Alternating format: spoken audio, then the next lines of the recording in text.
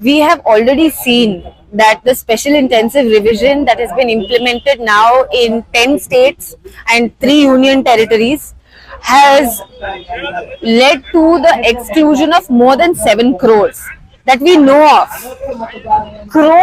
Many crores more people have received notices that say that they have to go and attend hearings, furnish further proof of citizenship, and prove that they are eligible to be included in the voter roll.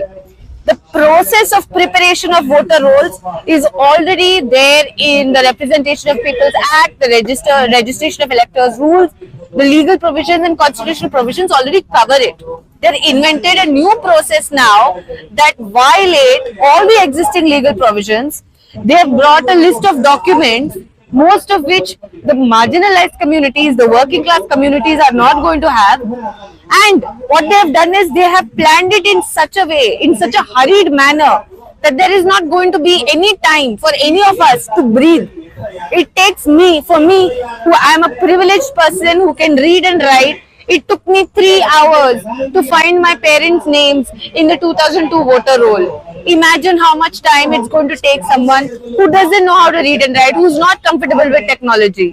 They have planned it in a manner that is going to purposely delete and affect marginalized communities, Muslims, women, Christians, transgender communities in which they're going to struggle to get documents from 2002, from their parents, from their grandparents. Migrant workers are going to struggle. SIR is fundamentally against the constitutional principle that we have, that Baba Saheb Ambedkar has given us.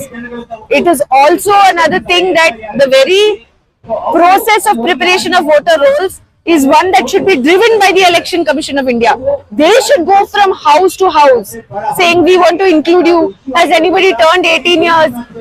Register so that you can vote. Now they have reversed the entire process. A citizen, a person has to prove that they are eligible to vote. What are the demands? Our demands are that SIR should not be allowed to start in Karnataka until the Supreme Court issues a verdict. The second demand is Congress Karnataka must open their mouth, they must break their silence and oppose SIR. We are a state ruled by the opposition party. Now we are confused whether they are an opposition party or they are with the BJP. We don't know. So our pressure, our main motive is to make them open their mouth and stand against SIR just like Kerala, Tamil Nadu, West Bengal and other opposition parties have.